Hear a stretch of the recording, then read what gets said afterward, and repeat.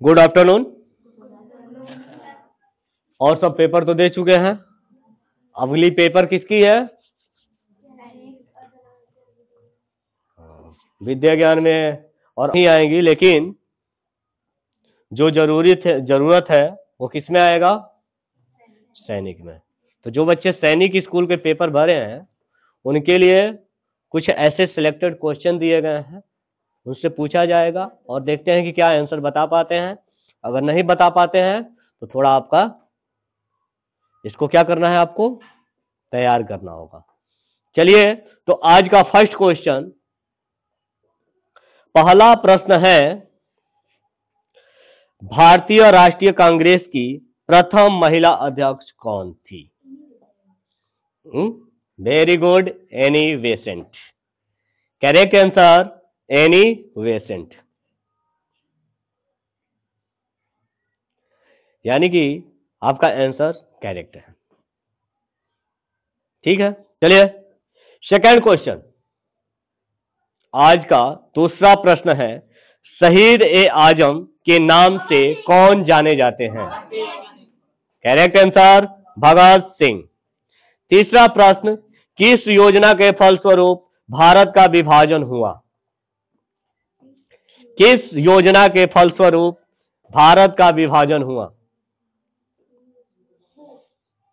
चलिए, right answer इसका है माउंट बेटन योजना। माउंट बेटन योजना के तहत भारत का विभाजन हुआ था।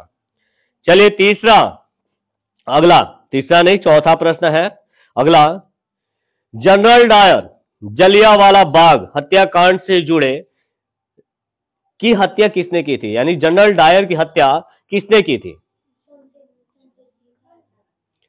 जनरल डायर की हत्या किसने की थी? बताइए। चलिए, तो इसका राइट आंसर जानते हैं, उधम सिंह। जनरल डायर की हत्या किसने किया था? उधम सिंह ने किया था। चलिए, तो अगला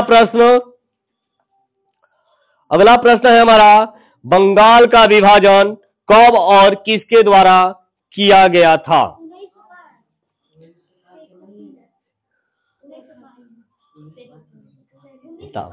शेख हसीना थी उस समय। हाँ, आप लोग भी यार, शेख हसीना अभी बंगाल क्या कहते हैं, बांग्लादेश से भाग के गई हैं, इधर उधर घूम रही हैं। तुम लोग बात कर रहे हो उस समय की, 1905 में शेख हसीना थी। तो बताइए, आपका राइट आंसर है 1905, लेकिन गवर्नर जनरल कौन था? चलिए, तो राइट आंसर जान लीजिएगा, लॉर्ड कर्जन। लॉर्ड कर्जन 1905 में क्या किया था? बंगाल का विभाजन किया। ठीक है, बंगाल का विभाजन नहीं, वो भी बंगाल का विभाजन नहीं है। ठीक है, वो बाद में हुआ था। ठीक है, बंगाल का विभाजन कब और किसके द्वारा किया गया? तो 1905 में किया गया और गवर्नर लॉर्ड कर्जन के द्वारा किया गया था। ठीक है, आगे चले। अगला प्रश्न है, भारत में कुल कितने उच्च न्यायालय हैं? Very good, right answer 25। Bharat में कुल 25 उच्च न्यायालय हैं। अगला प्रश्न, प्रथम लोकसभा का अध्यक्ष कौन था?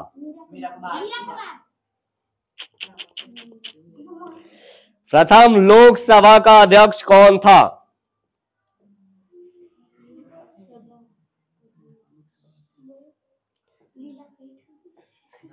चलिए, राइट आंसर जानते हैं इसका, जीवी मावलंकर। जीवी मावलंकर। अगला प्रश्न है, संविधान सभा का अस्थायी अध्यक्ष किसे चुना गया था? संविधान सभा का अस्थायी अध्यक्ष किसे चुना गया था?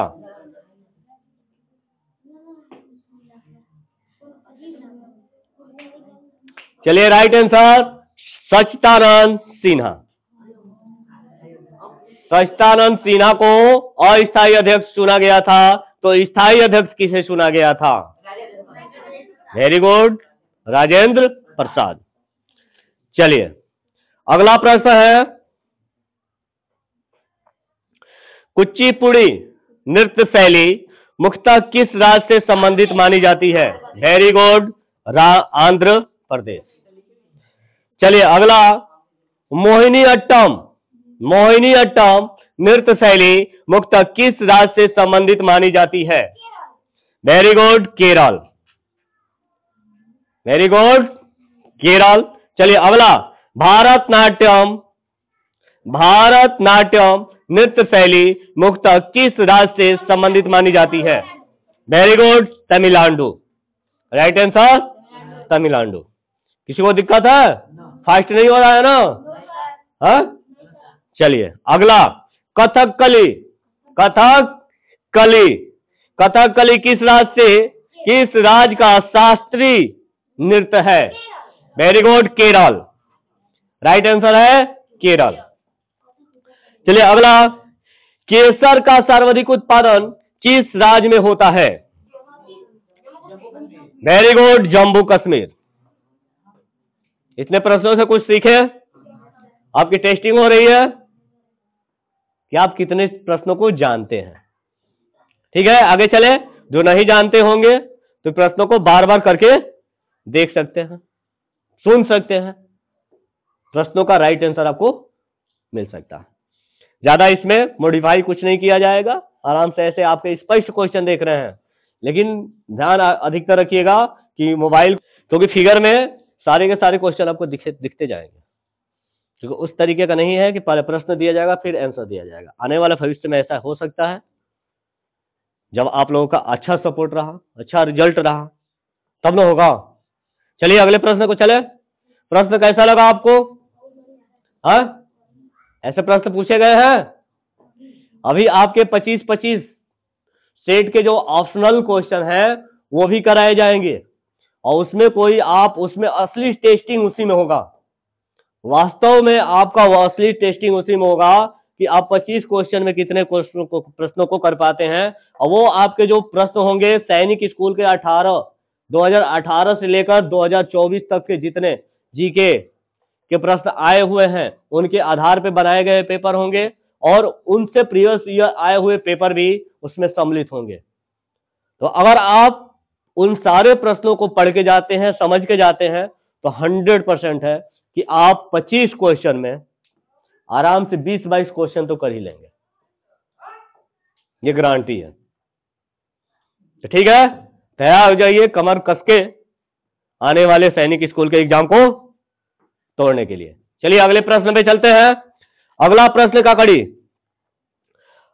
और अगले प्रश्न में पूछा जा रहा है आपसे, भारत के प्रथम बहुउद्देशीय परियोजना निर्माण किस नदी पर किया गया था या किया गया है? बताइए। भारत में प्रथम बहुउद्देशीय परियोजना का निर्माण किस नदी पर किया गया? चलिए, तो राइट आंसर इसका जानते हैं। बहुउद्देशीय परियोजना का जो निर्माण किया गया था वो किया गया था दामोदर नदी पर। क्या है? दामोदर। चलिए, तो अगला प्रश्न, इंडियन नेशनल कांग्रेस के प्रथम अध्यक्ष कौन थे? इंडियन नेशनल कांग्रेस के प्रथम अध्यक्ष कौन थे? चलिए राइट आंसर चलते हैं, बोएम्स चंद्र बनर्जी। चलिए अगला प्रश्न, गांधी जी किसे अपना राजनीतिक गुरु मानते थे? Very good, Gopal Krishna Gokhale. अगला प्रश्न, अंतर्राष्ट्रीय शांति एवं सुरक्षा को बनाए रखने की जिम्मेदारी संयुक्त राष्ट्र संघ के किस अंग की है? बहुत बढ़िया प्रश्न दिया गया है। अंतर्राष्ट्रीय शांति एवं सुरक्षा को बनाए रखने की जिम्मेदारी संयुक्त राष्ट्र संघ के किस अंग की है?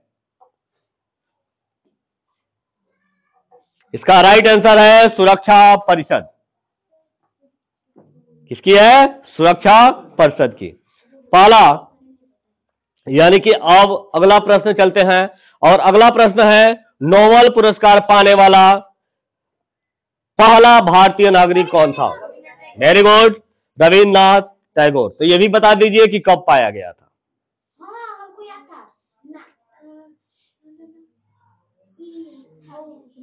चले, तो राइट आंसर इसका जानते हैं, 1913 में दिया गया था रविन्द्रनाथ टैगोर को नोबेल पुरस्कार। चलिए अगला प्रश्न है मिड डे मील योजना। मिड डे मील जानते हैं, जो सरकारी स्कूलों में भोजन की व्यवस्था की जाती है बच्चों के लिए, प्राथमिक विद्यालयों में जो भोजन की व्यवस्था की जाती है गवर्नमेंट स्कूलों में, तो उसकी योजना की शुरुआत कब की गई थी? मिड डे मील योजना की शुरुआत कब की गई थी? अच्छा, 2015। वेरी गुड, राइट आंसर है 1995। अब आप भी मत कहिए कंगना रनावत जैसा क्या कि हमारा भारत 2014 में ही आजाद हुआ था। समझ में आया? तो इससे ये नहीं है कि सारी योजनाएं जो है 2014 के बाद ही शुरू हुई है, उससे पहले 2014 से पहले कोई भी योजनाएं धरातल पे नहीं थी। ऐसी योजनाओं के बारे में मत सोचिए, ठीक है, कि मिड डे मील की बात आई तो तुरंत जोड़ लिए कि हमारे मोदी जी चालू किए होंगे। ठीक है, अगला प्रश्न, बांग्लादेश का राष्ट्रीय गान कौन सा है और इसे किसने लिखा था? नाम भी बता दो, नाम भी बता दो। अमार सोनार है, अमार सोनार बंगला। राष्ट्रगान क्या है? अमार सोनार, हाँ, अमार सोनार बंगला। लेखक कौन है? रविन्द्रनाथ टैगोर। चले, तो अगला प्रश्न है लोधी वंश का संस्थापक कौन था? अलोन लोधी। चले, तो अगला चलते हैं, और बहुत ही बढ़िया प्रश्न है। प्रश्न है किस संविधान संशोधन को मिनी कॉन्स्टिट्यूशन कहा जाता है? बताओ, इतना आसान प्रश्न अगर नहीं बता पा रहे हो तो क्या है तुम्हारा? राइट आंसर है 42वां। राइट आंसर क्या है? 42वां। चलिए अगला प्रश्न है गोताखोर पानी के अंदर सांस लेने के लिए कौन सी गैस का मिश्रण ले जाते हैं? साइंस से प्रश्न पूछा गया है और ये आप पढ़े हैं अपने बुकों में। चले, तो राइट आंसर इसका जानते हैं, ऑक्सीजन और हीलियम गैस का मिश्रण ले जाते हैं। याद रखिएगा कि गोताखोर जब पानी के अंदर जाते हैं तो सांस लेने के लिए ऑक्सीजन और हीलियम गैस का मिश्रण ले जाते हैं। चलिए अगला, होम्योपैथी का संस्थापक कौन था? होम्योपैथी का संस्थापक कौन था? चले, तो राइट आंसर जानते हैं, हनीमैन। हनीमैन, ठीक है। अगला प्रश्न है फलों को पकाने में कौन सी गैस उपयोग में लाई जाती है? फलों को पकाने में कौन सी गैस उपयोग में लाई जाती है? राइट आंसर है एथिलीन। क्या है? एथिलीन। फलों को पकाने के लिए कौन सी गैस उपयोग में लाई जाती है? तो एथिलीन उपयोग में लाई जाती है। फास्ट तो नहीं जा रहा है? समझ में आ रहा है? प्रश्न कैसे लग रहे हैं? तो चले अगला प्रश्न है बहुत ही इंपॉर्टेंट, जो आपके सैनिक स्कूल में पूछा जाता है। चले, तो प्रश्न को चलते हैं, और प्रश्न है भारतीय राष्ट्रीय कैलेंडर का पहला माह कौन सा होता है? वेरी गुड, क्या है? चैत्र। ठीक है, ये अधिकतर आता है, हिंदी का महीना पूछा गया है सैनिक स्कूल के पेपर में, याद रखिएगा। नहीं अगर याद होगा तो अपने दादा दादी जो होंगे ना पुराने बुजुर्ग, उनसे जरूर पूछ लीजिएगा कि चैत्र कौन सा महीना होता है, चैत्र कब आता है, उसके हिसाब से आप यही जो हमारा कैलेंडर है इंग्लिश वाला अंग्रेजों वाला दिया गया उनके हिसाब से मिलाकर आप अपने महीने को तैयार कर लीजिएगा। नहीं तो ये पूछा जाता है प्रश्न, आपका अगर पूछ दिया तो पक्का है बेटा कि आज के दौर के जो बच्चे हैं या हम लोगों से भी नहीं सही से याद होता है, अब हम लोग के जो पिताजी हैं दादाजी हैं उन वो सब एक ही साथ में सब महीना बता देंगे, क्योंकि हम लोग की स्टडी से वो क्या कर दी गई है, बाहर कर दी गई है। ठीक है, तो ये थोड़ा अपने दादा दादी से उपयोग कीजिएगा और हमको भी सिखाइएगा। ठीक है, चले प्रश्न कैसा लगा, आगे चले। अभी इसमें कम से कम 25 से 26 प्रश्न आप कर चुके हैं और समय 15 मिनट। तो अगर 15 मिनट और उपयोग किया जाए तो 50 क्वेश्चन को हम क्या कर सकते हैं, रिवाइज कर सकते हैं। ऐसे आपको 1000 प्रश्न दिए जाएंगे जो कहीं ना कहीं आपके एग्जाम में काम आ ही जाएंगे। ठीक है, तो इसलिए कह रहे हैं कि अगर आप मोबाइल से देख रहे हैं तो मोबाइल से क्या करेंगे, मोबाइल को रख देंगे, केवल ऑडियो सुनेंगे। ठीक है, लिखने के लिए उपयोग कर सकते हैं, क्योंकि समय कम है इसलिए थोड़ा सा फास्ट चलते हैं। चलिए अगला प्रश्न, हवा महल कहाँ स्थित है? Very good, Jaipur. चले अगला प्रश्न, सिख धर्म का संस्थापक किस सिख गुरु को माना जाता है? Very good, Guru Nanak. चले अगला प्रश्न, सिखों का प्रमुख त्योहार कौन सा है? Very good, Baisakhi. सिखों का प्रमुख त्योहार हमारा है बैसाखी। अगला प्रश्न, लौह पुरुष के नाम से किसे जाना जाता है? तो ये भी बता दो कि सरदार वल्लभ भाई पटेल जयंती कब मनाई जाती है?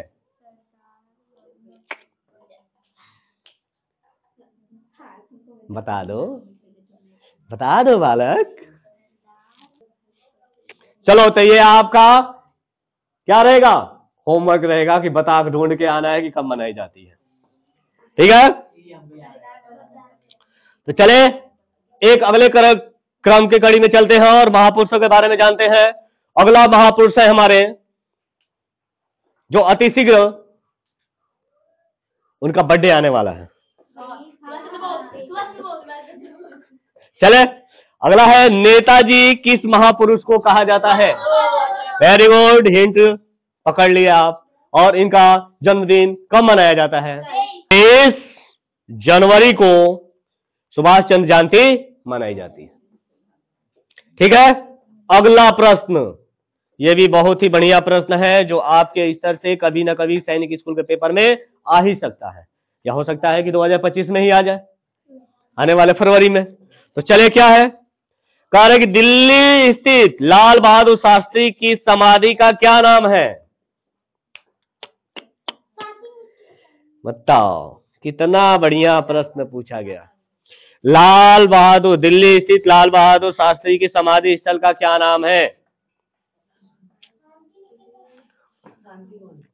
चलो वन मत लाओ, चले राइट आंसर हमारा जाता है विजय घाट। क्या है? विजय घाट। अगला प्रश्न है, अरे बेटा इधर, बाबा दादा नाना को मत लाओ। ठीक है, चले अब है, महाभारत के रचयिता कौन है? वेरी गुड, महर्षि वेद व्यास। हाँ, महर्षि वेद व्यास। चले अगला प्रश्न है, अर्थशास्त्र नामक पुस्तक के लेखक कौन है? चाणक्य को और किन नाम से जाना जाता है? कौटिल्य। Very good. जय जवान जय किसान, जय जवान जय किसान का नारा किसने दिया था? हाँ, जय जवान जय किसान का नारा किसने दिया था? Very good, Lal Bahadur Shastri. अगला जो आपके प्रश्न पूछे जा चुके हैं, संविधान सभा का स्थायी अध्यक्ष किसे चुना गया था? Very good. तो चलिए अगला प्रश्न भी बहुत ही बढ़िया है, संविधान सभा की प्रारूप समिति का अध्यक्ष कौन थे? गलत आंसर। संविधान सभा की प्रारूप समिति के अध्यक्ष कौन थे? हाँ, चले, right answer doctor Bhimrao Ambedkar. प्रारूप समिति के 2 अध्यक्ष थे, डॉक्टर भीमराव अंबेडकर थे। ठीक है, अगला है विश्व रेड क्रॉस दिवस किस तारीख को मनाया जाता है? दिवस से संबंधित है तो दिवस याद रखिएगा। वेरी गुड, 8 मई। 8 मई। चले अगला प्रश्न है सूर्योदय का देश के नाम से कौन सा देश प्रसिद्ध है? Very good, Japan. अगला प्रश्न है अंतर्राष्ट्रीय महिला दिवस किस तिथि को मनाया जाता है? वेरी गुड, 8 मार्च। क्षेत्रफल की दृष्टि से सबसे छोटा राज्य कौन सा है? गोवा। इतना संकोच क्यों? सबसे बड़ा राज्य कौन सा है?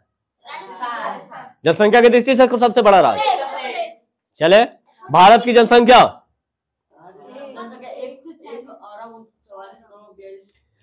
विश्व की सबसे बड़ी जनसंख्या वाला देश।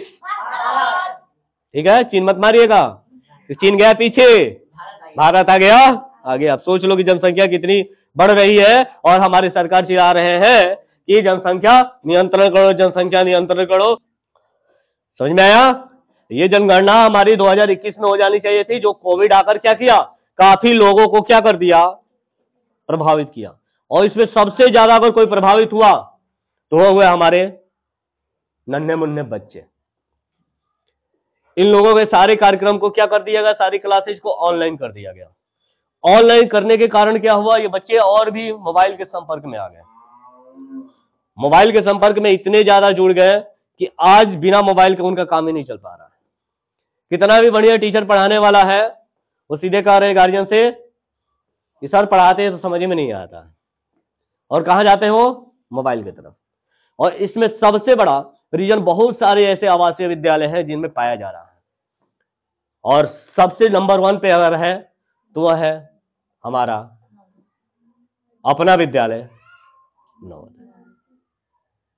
इसमें अगर ये स्थिति पाई जा रही है तो इसमें सबसे बड़ी गलतियां हैं अभिभावकों की।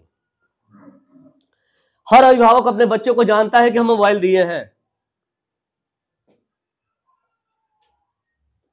अगर विद्यालय में मीटिंग की जाती है तो अभिभावक जाते नहीं है। तो एक अभिभावक या शिक्षक कितना संभाल पाएगा? एक तो बच्चे हैं नहीं, बच्चे हैं 580, हर क्लास में 80 बच्चे हैं, बच्चियों को मिलाकर। तो इतना बड़ी संस्था को इस तरीके से डेवलप करने के लिए और कंट्रोल करना हो तो सबसे बड़ा निवेदन है अभिभावकों को कि जो अभिभावक सोच लिए हैं और जिनके बच्चे नवोदय में पढ़ रहे हैं और सोच रहे हैं कि हमारा बच्चा तो नवोदय में पढ़ रहा है, आने वाले फ्यूचर तो वो नौकरियां मिल ही जाएगी, नौकरी ले ही लेगा। तो एक चीज तो है कि आप उस बच्चे को बिगाड़ने का सबसे बड़े उत्तरदायित्व आप निभा रहे हैं। जो अभिभावक जानते हुए कि हम मोबाइल बच्चे को दिए हैं, तो पहली चीज अगर आप मोबाइल अपने बच्चों को दिए हैं तो मोबाइल को आप क्या कर दीजिए, वापस मंगा लीजिए, और नहीं तो आने वाले ताउम्र उस बच्चे को संभालने के लिए तैयार रहिएगा, क्योंकि उसमें से 10% बच्चे जो मिलेंगे सही डायरेक्शन में जाएंगे, 90% बच्चे मिलेंगे गलत डायरेक्शन में जाएंगे। अगर आप बच्चे घर पे डरते हैं, कंट्रोल में रहते हैं, तो किसके कारण रहते हैं? अपने माँ बाप के कारण रहते हैं, अपने परिवार के सदस्य के कारण रहते हैं। और ये जैसे बच्चे नवोदय में जाते हैं ना बेटा, 9th में जाते हैं इनके पंख जम जाते हैं। हम लोग को भी पंख जमे थे, लेकिन सौभाग्य था कि हम लोग का वो ऐसा माहौल नहीं था, उस तरीके के नहीं थे। ये पंख जमने के बाद क्या करते हैं, अगर कोई टीचर किसी बच्चे को डांट दिया तो बहुत बढ़िया बढ़िया शब्द निकालते हैं। हो सकता है कि जो अभी ऑनलाइन देखेंगे सुनेंगे उनको बुरा भी लग सकता है, लेकिन वास्तविकता है कि अगर कोई टीचर किसी बच्चे को डांट देता है तो उन लफंगे में कुछ लोग ऐसे होते हैं तो क्या करते हैं, राती के उसका शीशा फोड़ देंगे और नए नए शब्दों का उपयोग करेंगे जो रामायण के शब्द होते हैं। आप इस सब में जान ही गए हो। ठीक है, शीशा गायब नहीं। अब बताओ, कोई भी टीचर हो अपने परिवार के साथ, आप अपने से ही कल्पना कर लो कि अगर मान लो कि हम ही है अपने परिवार के साथ है, या आप ही हो अपने परिवार के साथ हो, और कोई बच्चा रात को आकर 10 बजे 12 बजे रात को आपका शीशा पे मार पत्थर मारने लगे, गाली गलौज करने लगे, तो आपको कैसा लगेगा? फिर आपकी हिम्मत होगी किसी को रोकने की? इसमें अभिभावक हाथ में हाथ धर के घर पे बैठे हुए हैं, और बाद में बच्चा बिगड़ के आएगा तो कहेंगे कि स्कूल की गलती है। अभी हम लोग की बदनामी हो ही रही है, हो रही है, भले महसूस ना हो, लेकिन जिसको अगर स्तर लेवल पे काम कर रहा है ना, जैसा हम लोग हैं, हम लोग तो एकदम समाज से जुड़े हुए लेवल पे काम कर रहे हैं ना। बहुत सारे स्कूल पे बहुत सारे अभिभावक आते हैं, हम लोगों से पूछ देते हैं, हमसे कितने बार पूछे, अभी तो नवोदय से पढ़े हुए हैं, आप नवोदय से पढ़ के क्या कर लिए? बताओ। चुप हो जाता है, लेकिन हम चुप होने वाले नहीं है, हमने जवाब दिया है। क्यों? क्योंकि हर नवोदय का पढ़ने वाला बच्चा अगर सरकारी नौकरी ही ले ले तो समाज को सुधारने का दायित्व तो कौन लेगा? हम। ठीक है, नहीं है प्रोफेशन, नहीं है हमारे पास पैसा, लेकिन कम से कम 100-200 बच्चों को एक बेहतर शिक्षा के साथ तो जुड़े हैं। अगर आपका ऑनलाइन प्लेटफॉर्म चालू कर रहे हैं तो 6000 लोग से ऊपर जुड़े हुए हैं जो ऑनलाइन प्लेटफॉर्म पे देख रहे हैं, 250 लोग जुड़े हुए हैं जो सब्सक्राइब करके जुड़े हुए हैं, 6000 लोग व्यूअर के रूप में देख रहे हैं। तो बताइए, उनको गलत निर्देश दे रहे हैं या सही निर्देश दे रहे हैं? अगर हम आपसे जुड़े हैं, आपको पढ़ा रहे हैं, तो आपको गलत पढ़ा रहे हैं या सही पढ़ा रहे हैं? क्या कभी गलत सिखाए हैं? तो बताओ। तो हम तो समाज के वैसे अंग के रूप में काम कर रहे हैं जो देश के निर्माता के रूप में माना जाता है, वो होता है एक शिक्षक। हमसे कोई क्या बहस करेगा? कितने गार्जियन आए और कितने को मुंह तोड़ जवाब देकर बाहर भेज दिया, क्योंकि उनको उनसे बहस करके जीत सकते हैं जो आसानी से मंजिल पाते हैं। हमने यहां तक आए हैं, हम यहां तक आए हैं ना, तो बहुत मुश्किल सफर करके आए हैं, अभी भी कर रहे हैं, अगर आगे भी करेंगे। समझ में आया? तो चले अपने उद्देश्य की तरफ चलते हैं। ठीक है, थोड़ी सी बातों की भावनाओं में आकर क्या कर दिया, कुछ कर दिया। चलिए आप अपने उद्देश्य की तरफ चलते हैं। तो उद्देश्य में आता है,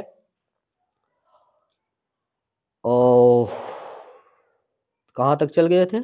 हमार सोनार बंगला तो हो ही गया था, इधर हो ही गया था, गोवा तो घूम ही लिए थे, तो चलिए इधर चल लेते हैं। हाँ, चलिए अगला प्रश्न है हमारा, दिल्ली भारत की राजधानी कब बनाई गई? 1911 में बनाई गई, लेकिन बनते बनते क्या हो गया? 1912।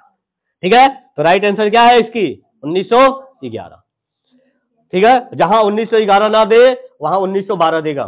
ठीक है, दोनों एक साथ नहीं देगा, क्योंकि लास्ट महीने में बताई गई थी, 1-2 महीना रह गया था, तो उस समय क्या कर दिया गया था? हस्तांतरण कर दिया गया था दिल्ली। कोलकाता पहले भारत की राजधानी कहां थी? कोलकाता। ठीक है, चलिए अगला प्रश्न बहुत ही आसान, सबसे चमकीला ग्रह। Very good.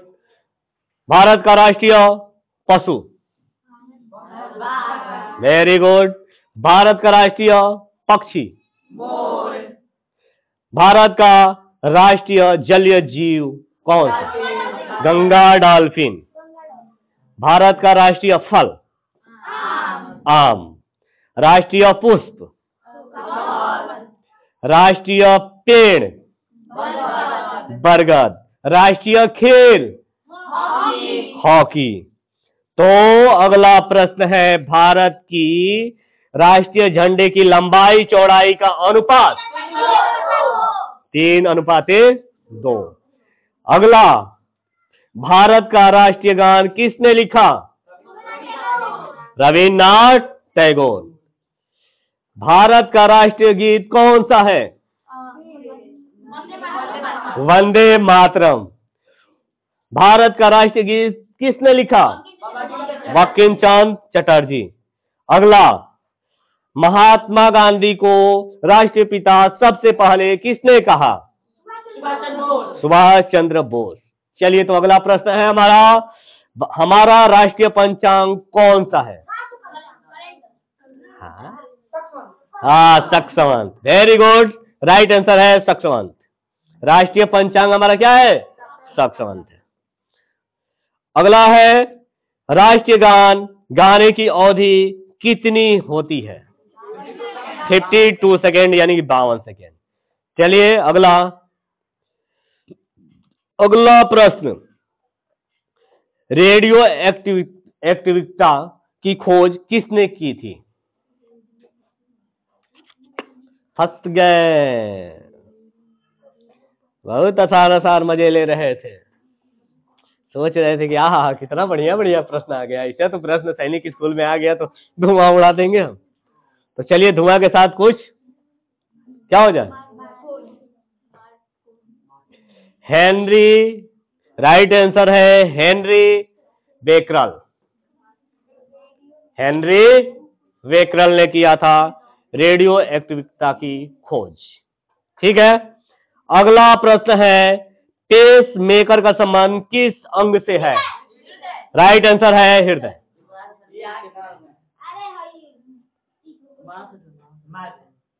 चले आगे। क्या आप अगर मॉक टेस्ट लगा रहे हैं तो क्या आपको नहीं लग रहा है कि ऐसे प्रश्न आपको देखने को मिल रहे हैं या नहीं? ऐसे प्रश्न मिल रहे हैं कि नहीं? क्या लग रहा है कि आपके काम आ सकता है? हाँ, आ सकता है। तो चलिए रहने दें कि और चले? हाँ, आधे घंटे का क्लास आप हो चुका है, आपके पास 50 प्रश्न दिए जा चुके हैं। 50 प्रश्न से ऊपर होंगे, कम नहीं होंगे, गिनती कर लीजिएगा।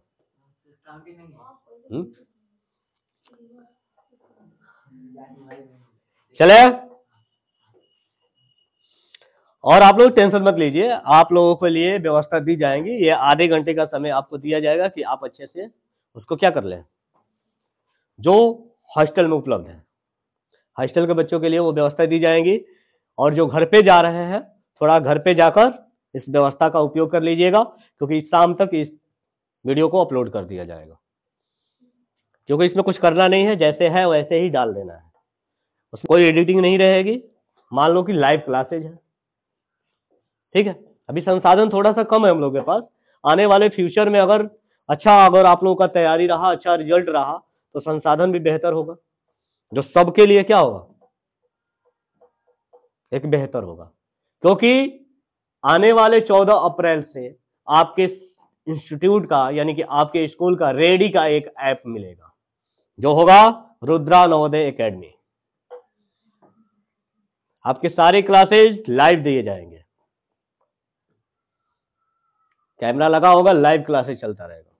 जिन भी अभिभावक को लगे कि नहीं हमारा टीचर तो क्या है, पढ़ा नहीं रहा है, लाइव देख सकता कि हम लोग कर क्या रहे हैं और आप क्या कर रहे हैं। क्योंकि पूरा का पूरा प्रोसेस क्या रहेगा, लाइव, मात्र 100 रुपये में। लाइव क्लासेज का जो एंट्री फीस होगा मात्र 100 रुपया।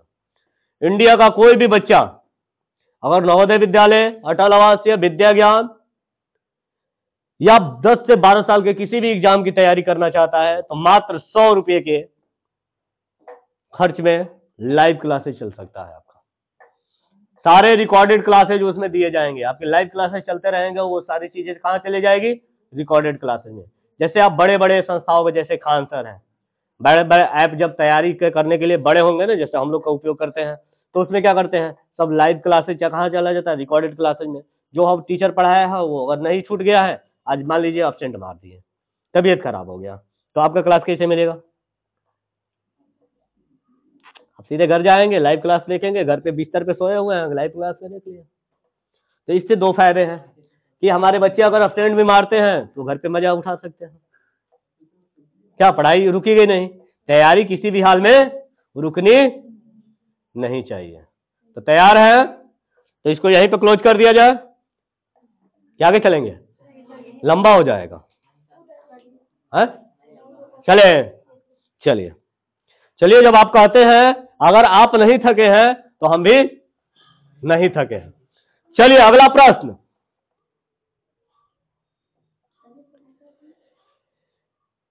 सिनेबार किस धातु का अयस्क है? हाँ, सिनेबार किस धातु का अयस्क है?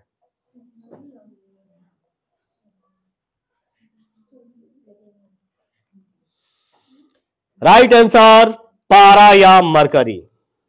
सिनेबार किस धातु का अयस्क है? तो पारा या मरकरी। पारा को ही किस नाम से जाना जाता है? मरकरी के नाम से जाना जाता है। चलिए, तो अगला प्रश्न है आपका, कौन सा यंत्र दूध में पानी की मात्रा मापने के लिए प्रयोग किया जाता है? दुग्धोमीटर। वेरी गुड, दुग्धोमीटर। क्या कहा जाता है? लैक्टोमीटर। क्या कहा जाता है? लैक्टोमीटर। चलिए अगला प्रश्न, हाइड्रोजन बम किस सिद्धांत पर आधारित है?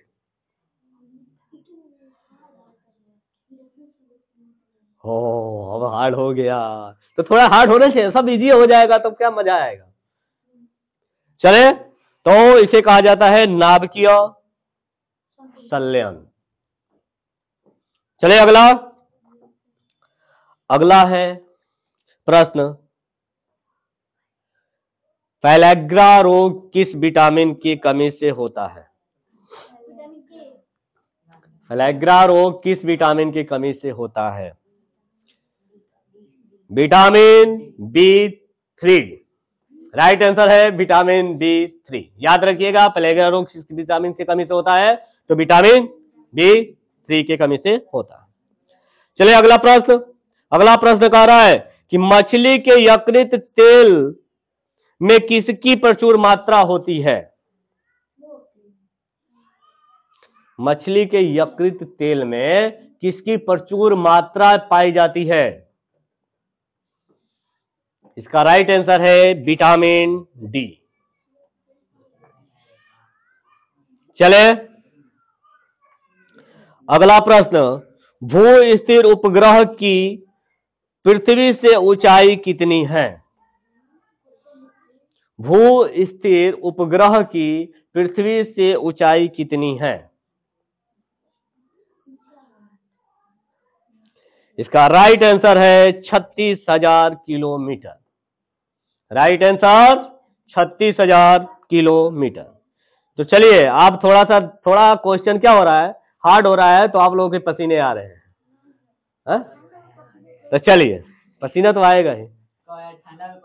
हाँ, जैसे बैठे थे तो पसीना आ रहा था, याद है 18 जनवरी, है? याद है कि नहीं? तो याद रखना, झुकेगा नहीं, झुक गया 18 जनवरी को, है? उसी तरह से फरवरी में नहीं झुकना है, फरवरी को तोड़ना है, तब तक छोड़ेंगे नहीं। अगला टारगेट, जो गया सो गया, अगला जो आया है किसी भी हाल में उसे नहीं जाने देना है, ठीक है? तो अगला जो एग्जाम है आप सैनिक स्कूल वाले बच्चों के लिए, वो एकदम तैयार हो जाइए और बन जाइए जीतन राम मांझी। जब तक तोड़ेंगे नहीं तब तक छोड़ेंगे नहीं, क्योंकि आपके जो पेपर हैं फरवरी के 18 को तो नहीं हो सकता है, लेकिन ये हो सकता है कि 24, 25 या लास्ट फरवरी तक आपके आवश्यक रूप से एग्जाम हो जाएंगे। अभी अब देखे भी नहीं है हम, नोटिफिकेशन तो उसका आ जाता है कि कब एग्जाम लेने वाला है, वो सब दिखा देता है। ध्यान नहीं दिए हैं, नोटिफिकेशन है हमारे पास लेकिन ध्यान नहीं दिया है, ठीक है? तो चलिए हम अगले प्रश्नों के तरफ चलते हैं, और प्रश्न है, मनुष्य के शरीर का तापमान कितना होता है? फ़ारेनहाइट में बता दो। Very good, 98.4 degree Fahrenheit. 4 है, 6 है? तो चलिए, यहाँ पे 4 दिखा रहा है, चलो एक बार चेक करना पड़ेगा। 6 है, वही 4 या 6 देगा, दोनों एक साथ नहीं देगा, ठीक है? अगला, लेंस की क्षमता, हो सकता है कि टाइपिंग करने में गलत हो गया हो, अब इससे हम ज्यादा डिस्कस नहीं करेंगे क्योंकि हमें भी ज्यादा याद नहीं है, इसको चेक करने के बाद देखा जा सकता है। आप लोग एक बार इसको चेक कर लीजिएगा, ठीक है? अगला प्रश्न है, लेंस की क्षमता का मात्रक क्या है? लेंस की क्षमता का मात्रक क्या है? राइट आंसर है डायोप्टर। डायोप्टर क्या है? लेंस की क्षमता का मात्रक है। मात्रक से प्रश्न पूछता है, ये ध्यान रखिएगा। सैनिक स्कूल में मात्रक से अवश्य प्रश्न पूछता है। चलिए अगला प्रश्न, कंप्यूटर की चिप किस पदार्थ की बनी होती है? कंप्यूटर की जो चिप होती है ना, किस पदार्थ की बनी होती है?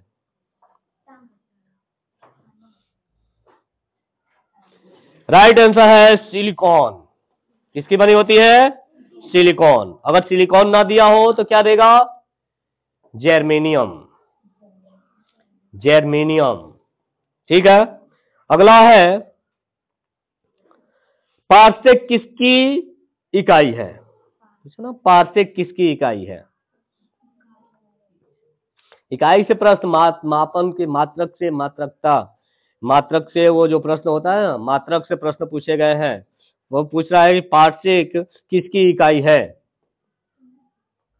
अब लग रहा है कि हार्ड प्रश्न आ रहे हैं, ठीक है ना, लेकिन ऐसे प्रश्न आते हैं, ठीक है। अगला प्रश्न ये राइट आंसर है खगोलीय दूरी मापने का उपयोग किया जाता है। यानी किसके लिए मात्रक है? किसका मात्रक है? पार्सेक। पार्सेक क्या है? पार्सेक किसका मात्रक है? तो खगोलीय दूरी मापने के लिए प्रयोग किया जाता है। अगला है, पानी का घनत्व अधिकतम किस तापमान पर होता है? बहुत बढ़िया प्रश्न। पानी का घनत्व अधिकतम किस तापमान पर होता है?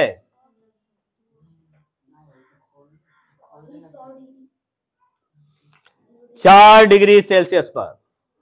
याद रखिएगा, 4 डिग्री सेल्सियस पर अधिकतम तापमान होता है पानी का। चलिए आगे, अगला प्रश्न, पराश्रव्य तरंगों की आवृत्ति कितनी होती है? पराश्रव्य तरंगों की आवृत्ति कितनी होती है? राइट आंसर है 20,000 हर्ज से अधिक, ठीक है। अगला, मनुष्य का वैज्ञानिक नाम क्या है? होमो सेपियंस। ब्रिटिश संसद के लिए चुने जाने वाले पहले भारतीय कौन थे? ब्रिटिश संसद के लिए चुने जाने वाले प्रथम भारतीय या पहले भारतीय कौन थे? राइट आंसर दादा भाई नौरोजी। दादा भाई नौरोजी। चले, थक गए? नहीं थके? हाँ, चलो अगला प्रश्न, भारत के किस राज्य में चावल का सबसे अधिक उत्पादन होता है? राइट आंसर पश्चिम बंगाल। मच्छी भात हाबो, ठीक है। अगला, भारत में ब्रह्मा जी का एकमात्र मंदिर कहाँ है? हाँ, पुष्कर राजस्थान। ब्रह्मा जी का एकमात्र मंदिर है पुष्कर राजस्थान। एक बार ऐसा हुआ कि हम लोग का, जब हम लोग पेपर दे रहे थे, हम पेपर भर रहे थे, एक बार बंगाल पुलिस का भर्ती है, चले गए बंगाल पुलिस का पेपर देने। बंगाल पे जहां जाओ मछली भात खाबो, मछली भात खाबो, मछली भात खाओगे? हम लोग कह रहे थे यार क्या है हाबो हाबो कर रहे हैं, ठीक है। अगला चलते हैं, प्रश्न है, पागल कुत्ते के काटने से कौन सा रोग होता है? हाँ, ये जरंता नामक रोग कौन सा? हाँ, उसका भी नाम भी जानता जाता है, हाइड्रोफोबिया या रैबीज। क्या है? दो नाम याद रखना, जो अधिकतर आपके सरकारी हॉस्पिटल में जाओगे तो बड़े से बोर्ड लगे होंगे, रैबीज और हाइड्रोफोबिया के नाम से। तो पागल कुत्ते के काटने से या बंदर के काटने से ये बीमारी होती है। जब भी बंदर या पागल कुत्ता काटे ना, तो जरूर आप ये सरकारी हॉस्पिटल में जाकर इंजेक्शन ले लें, ठीक है। चले अगला प्रश्न है, राज्यसभा का पदेन सभापति कौन होता है? राज्यसभा का पदेन सभापति कौन होता है? चलिए, तो राइट आंसर है उपराष्ट्रपति। तो बता दीजिए अभी उपराष्ट्रपति कौन है? 2 बार नोबेल पुरस्कार प्राप्त करने वाले प्रथम व्यक्ति कौन है? 2 बार नोबेल पुरस्कार प्राप्त करने वाले प्रथम व्यक्ति कौन है?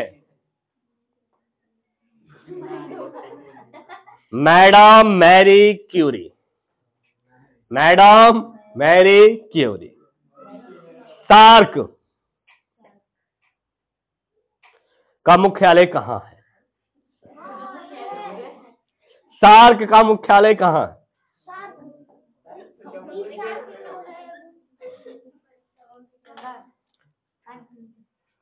राइट आंसर है काठमांडू, नेपाल। संस्था है ना। अगला है जो आपसे आवश्यक पूछा जा सकता है, क्योंकि आप क्या है? सैनिक स्कूल भविष्य के विद्यार्थी बनने वाले हैं। तो प्रश्न है, प्रथम परमवीर चक्र विजेता कौन थे? बताओ।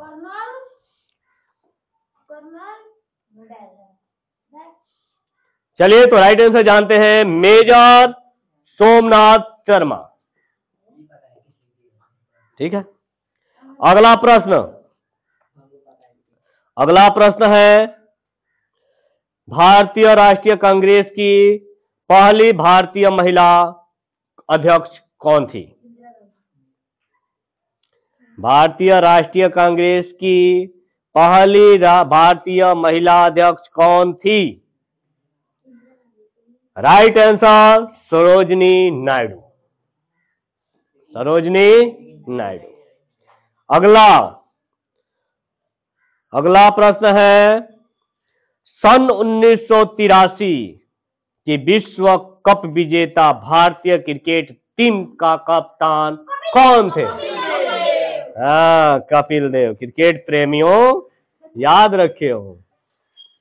चले, तो अगला, राष्ट्रपति राज्यसभा में कितने सदस्य मनोनीत कर सकता है? राष्ट्रपति राज्यसभा में कितने सदस्य मनोनीत कर सकता है? राइट आंसर है 12। कितने? 12। चलिए, तो अगला प्रश्न है, नोबेल पुरस्कार किस वर्ष शुरू हुआ? गलत। नोबेल पुरस्कार किस वर्ष शुरू हुआ था? चलिए, राइट आंसर 1901। ठीक है, 1900 है। तो चलो, कंफ्यूजन में डाल दिया जाएगा इसको, अब हम भी थोड़ा सा चेक कर लेंगे। ठीक है, ऐसे गलत नहीं होना चाहिए नोबेल पुरस्कार का। चलिए, आप लोग भी चेक कर लीजिएगा। अगला प्रश्न, मुद्रा पूछता है। मुद्रा, बांग्लादेश की मुद्रा कौन सी है? ढाका नहीं, टका। ढाका राजधानी है बेटा। चलिए, अगला है, रामायण किसने लिखी? रामायण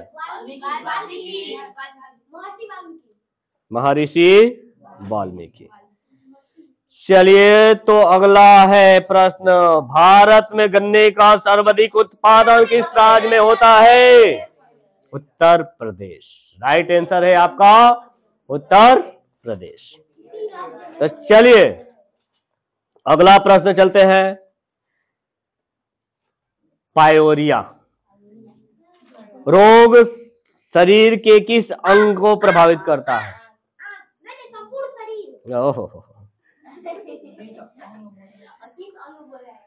किस अंग को प्रभावित करता है? पायोरिया नहीं समझ पाए दांत के मसूड़ों से संबंधित, यानी कहां पर प्रभावित करता है? दांत के मसूड़े। जब नहीं, जब दांत से खून आने लगता है, दांत से बदबू है, पकड़ा है बेटा, पकड़ा है। चले आगे। नासिक किस नदी के किनारे स्थित है? आज का अंतिम प्रश्न, नासिक किस नदी के किनारे स्थित है? गंगा नदी, नर्मदा नदी, गोदावरी नदी, यमुना नदी? राइट आंसर गोदावरी नदी। तो बेटा तुक्का नहीं मारना है, तुक्का मारोगे रिजल्ट नहीं आएगा। इसी के साथ फिर मिलेंगे अगले क्लास में। अगर इस वीडियो को देखते हैं तो कम से कम आपको इस 1 घंटे के अंदर 52 सेकंड के अंदर कम से कम 75 से ऊपर जीके प्राप्त हो सकते हैं। ठीक है, 10 दिन में ये काम क्या कर देना है? खत्म कर देना है। चलिए तो चलते हैं हम अपने अगले क्लास में। जय हिंद, जय भारत, जय नवोदय। रक्त रक्त में बसा हुआ है हमारा अपना नवोदय।